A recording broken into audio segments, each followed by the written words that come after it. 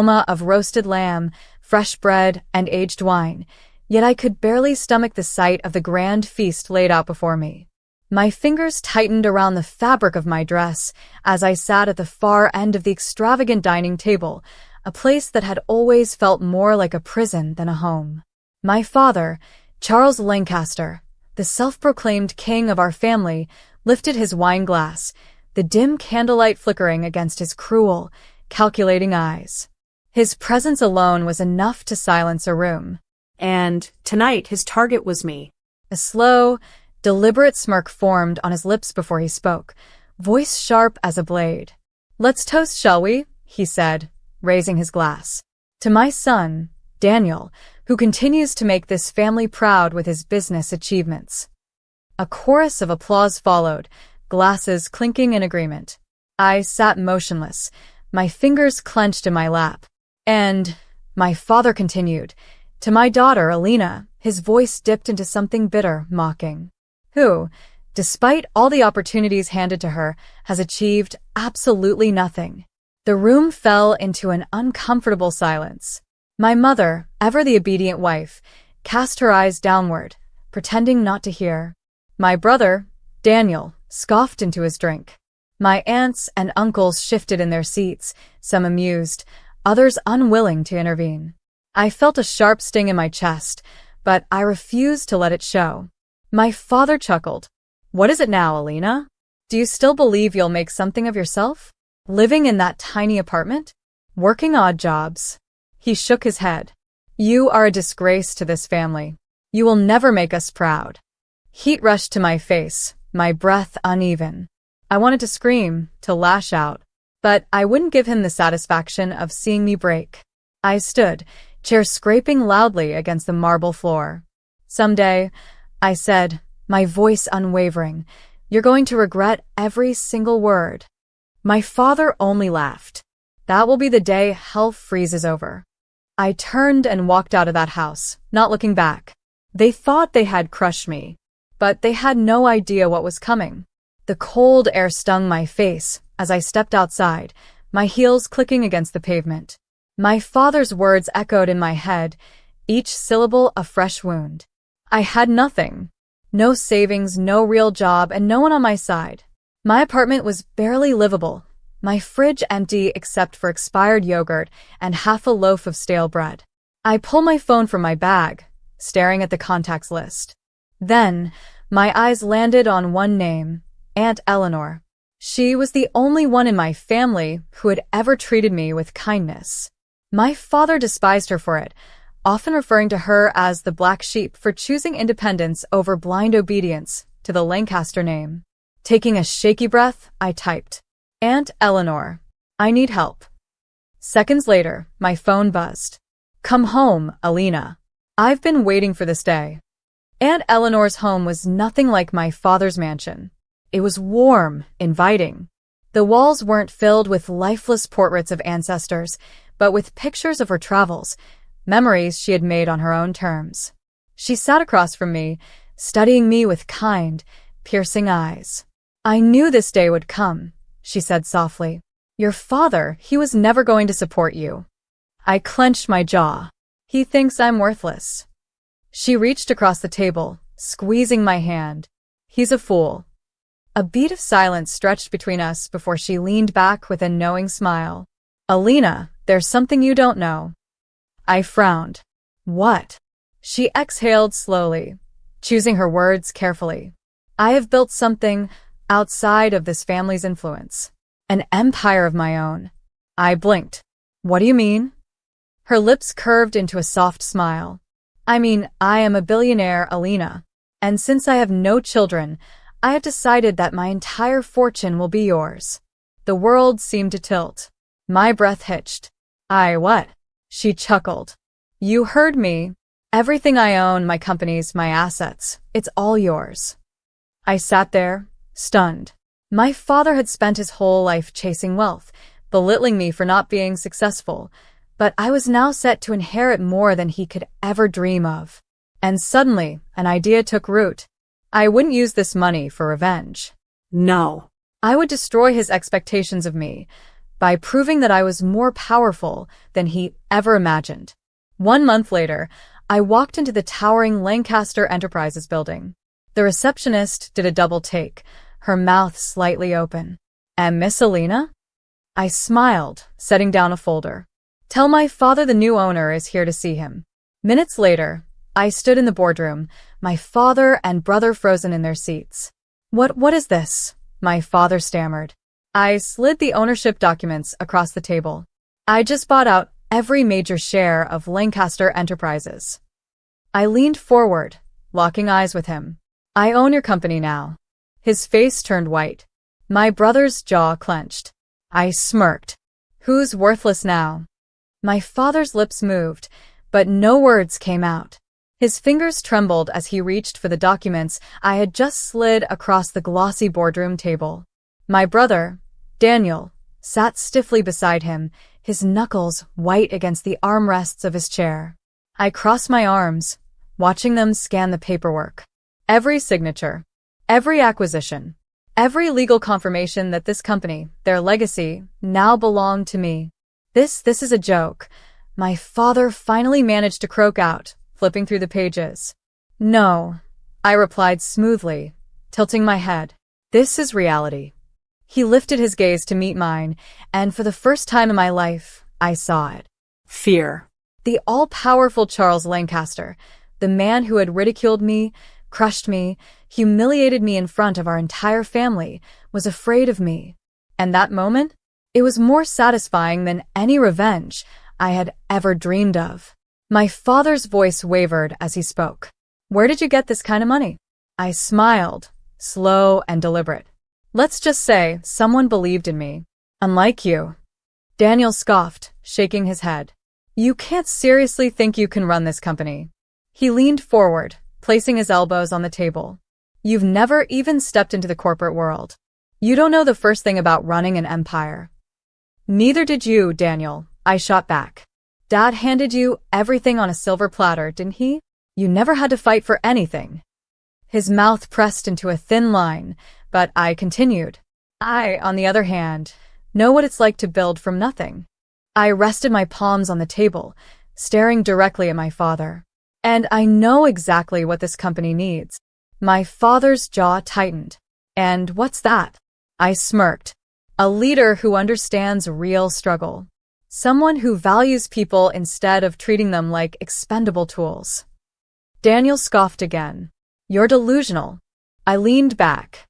"No, I'm just better than you." Silence. Thick, suffocating silence.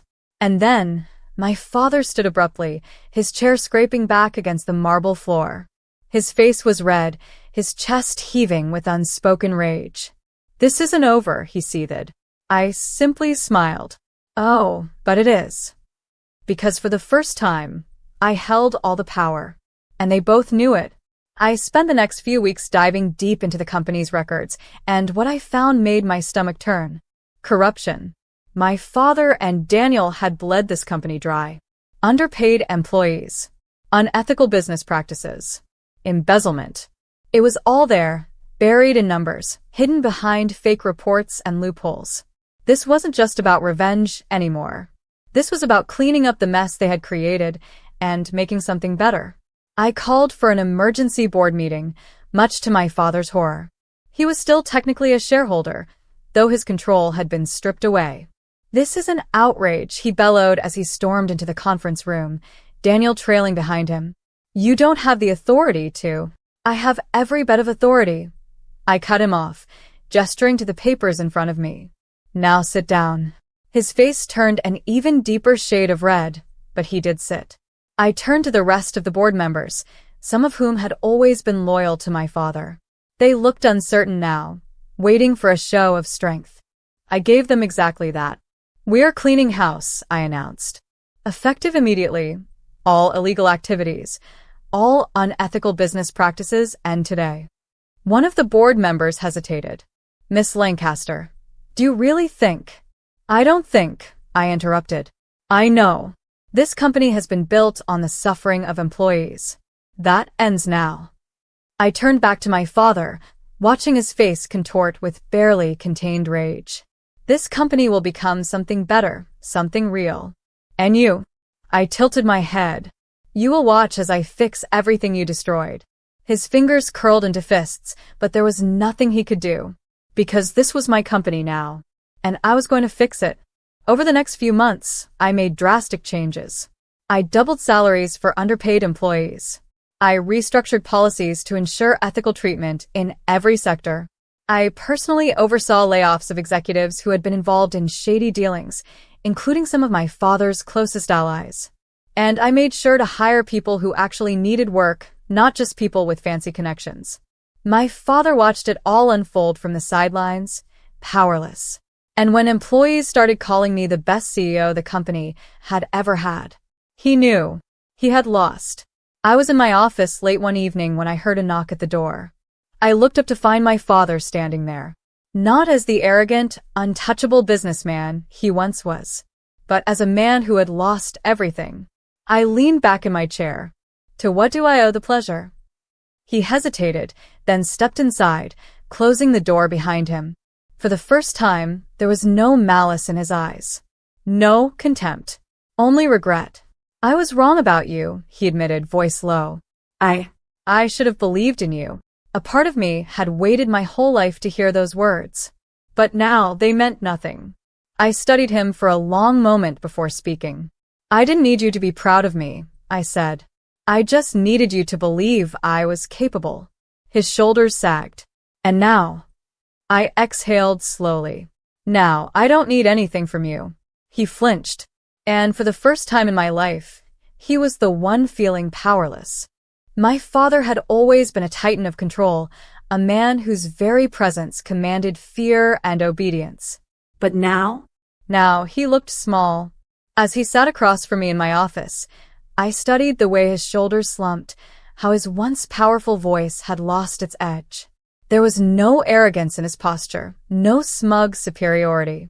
He was nothing like the man who had humiliated me in front of our family all those months ago. I should have felt satisfaction. But instead, I felt nothing. Do you regret it? I finally asked, watching him carefully. His fingers twitched against the armrest of the chair, his gaze dropping to the floor. I was a fool, he muttered. I thought power made me invincible. I thought, he swallowed, rubbing a hand over his face. I thought you were weak because you refused to play by my rules. I leaned forward, resting my elbows on the desk. And now, his throat bobbed as he swallowed hard.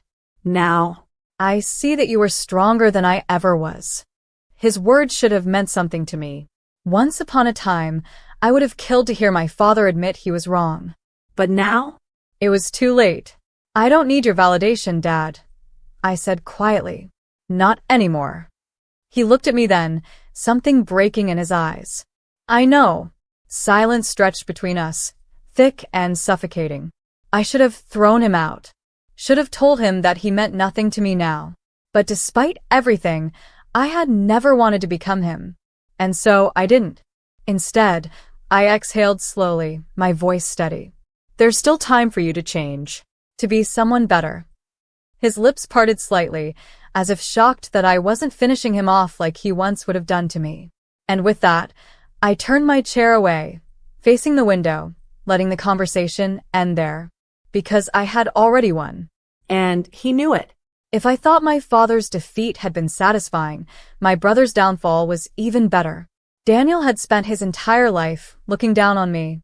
He had been my father's favorite, the one who could do no wrong. He had laughed when I was humiliated, had sneered at my struggles, had enjoyed every moment of my suffering.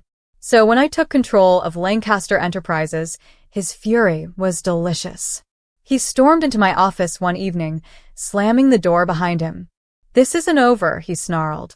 I sighed, rubbing my temples. Daniel, it's been over since the day I walked in here and took your throne. His hands clenched into fists. You have no idea what you're doing, Alina. You think running a company is about playing the hero? He scoffed. You'll fail. And when you do, I'll be right here to clean up the mess. I leaned back in my chair, giving him a slow, deliberate smile. Oh, Daniel, I said softly. I'm not going to fail. His jaw clenched.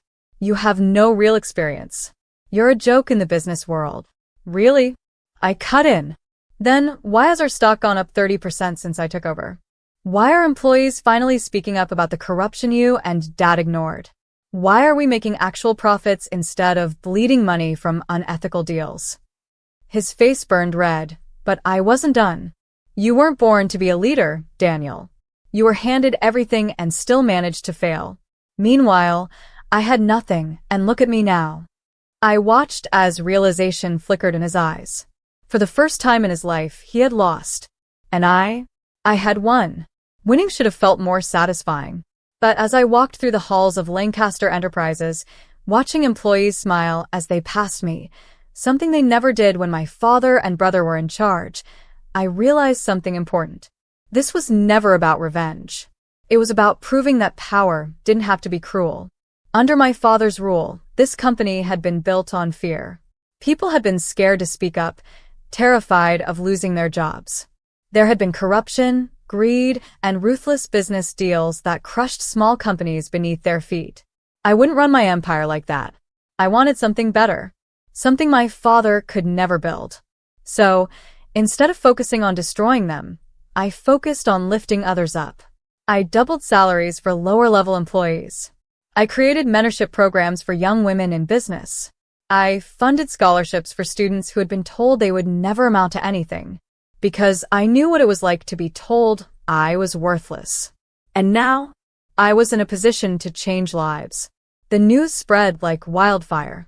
Under new leadership, Lancaster Enterprises becomes a symbol of change. Ex-CEO Charles Lancaster and his son fall from grace. Alina Lancaster, the woman who built a new legacy. For the first time, the name Lancaster wasn't synonymous with corruption and cruelty. It was synonymous with justice. And my father? He had to watch it all unfold. Every headline, every article, every news segment. His company, his empire, was now known for something he never valued: integrity.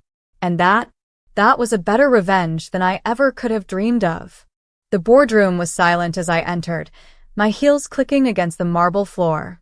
Every executive seated at the long table turned to face me, their expressions ranging from cautious respect to barely concealed doubt. For years, these men had served my father, bowing to his every demand, turning a blind eye to his unethical practices. They had watched him strip this company of its integrity and let Daniel get away with whatever he pleased. But those days were over. I was in charge now. I placed my hands on the table, scanning their faces before speaking. There are going to be some changes, I said, my voice even but firm. The way things have been run in the past, that ends today. A man near the middle, an older executive who had worked under my father for years, cleared his throat. Miss Lancaster, if I may. No, I cut in sharply. You may not. His mouth snapped shut. I know what you're about to say, I continued. This is how it's always been done. This is the way things work. I leaned forward, my gaze unwavering. But let me be perfectly clear. I do not care how things have been done. Silence. The weight of my words settled over the room. I care about results. And I care about ethics. My voice never wavered. This company will no longer be built on exploitation and intimidation. We will be different. We will be better. One of the executives, a younger man who had been skeptical of my leadership from the start, frowned. And what if we disagree? I gave him a cold smile. Then you're free to leave. A ripple of tension moved through the room. For the first time, they understood I wasn't here to ask for respect. I was here to command it, and they could either get on board with my vision or get out. Not everyone was pleased with my leadership. I expected it. Men like my father and Daniel had spent years conditioning the executives under them to believe in cutthroat business tactics, to prioritize power over people. So, when I started making real changes, there was pushback. Whispers spread through the company. People doubted me. Some tried to undermine me, hoping I would stumble. Daniel, especially, refused to go down quietly. One afternoon, he barged into my office, his face twisted in frustration. You think you can just waltz in here and erase everything Dad built? I didn't even look up from my desk. I don't think, Daniel. I know. His hands slammed onto my desk. This isn't some fairy tale, Alina. You're making enemies. The people you're firing? They have connections. You're playing a dangerous game. I finally met his gaze. The only dangerous game was the one you played, screwing over employees, bribing officials, covering up illegal deals. His nostrils flared. This company was never meant to be yours. I stood slowly, leaning forward just enough that he could see the steel in my eyes. And yet, I whispered, here I am. Daniel clenched his jaw, his fists trembling at his sides. He was losing, and he hated it. Without another word, he turned and stormed out. I watched him go, my heart steady. Let him fight. Let them all fight. Because I wasn't going anywhere. It didn't happen overnight. But over the next few months, I started seeing the shifts. Employees who had once walked on eggshells under my father now smiled when they passed me in the halls. Managers who had been afraid to speak up about corruption finally had a voice. People who had been dismissed as expendable were thriving. I visited the lower floors of the building, the places my father never dared to step foot in. I sat with the interns, listened to the customer service teams, spoke to the factory workers who made this company what it was. And for the first time in this company's history, they felt seen. One of the older employees, a woman who had been with the company for 20 years, pulled me aside one day. I worked under your father for a long time, she admitted, wringing her hands. And I never thought I'd say this, but thank you. I blinked, caught off guard. For what? She smiled softly. For proving that the Lancaster name doesn't have to be a curse. My father's downfall wasn't as dramatic as I once imagined. There was no grand explosion, no violent reckoning. It was quiet, slow, inevitable. His influence waned. His name, once spoken with power and authority, became nothing more than a shadow of the past. He had spent his entire life building an empire of fear. But fear is a weak foundation. And when it crumbles, there's nothing left. One evening, I received a phone call. His voice, once so strong, was hollow. You ruined me. I closed my eyes. No, Dad. You ruined yourself. Silence. And then the line went dead. I never heard from him again. People assumed that because I had won, I would become ruthless. That I would take pleasure in watching my enemies suffer. But the truth? I didn't need to destroy them. I was better than that. Instead of seeking revenge, I sought growth. I started investing in small businesses. I opened scholarship programs for underprivileged students. I used my power not to crush, but to lift others up. And that was the greatest victory of all. Months passed before I saw Daniel again. He arrived unannounced, standing in the doorway of my office, looking more lost than I had ever seen him. For the first time, there was no anger in his expression, just exhaustion. You were right, he murmured. I arched a brow. About what? His throat bobbed as he swallowed. Everything. He hesitated, then, with great difficulty, forced the words out. I don't know how to start over. I studied him for a long moment. Then, finally, I exhaled. Then let's figure it out. Because I had won. But that didn't mean I had to let him lose. Years later, I stood in the very building that once symbolized my father's greed. Now, it was a company built on integrity. I had built something stronger than wealth, respect. And as I watched employees pass by, laughing, happy, fulfilled, I knew I had beaten him. Not by revenge, not by power, but by becoming someone he never could be. The last time I saw my father, he was nothing but a shadow of the man he once was. He looked at me, eyes hollow.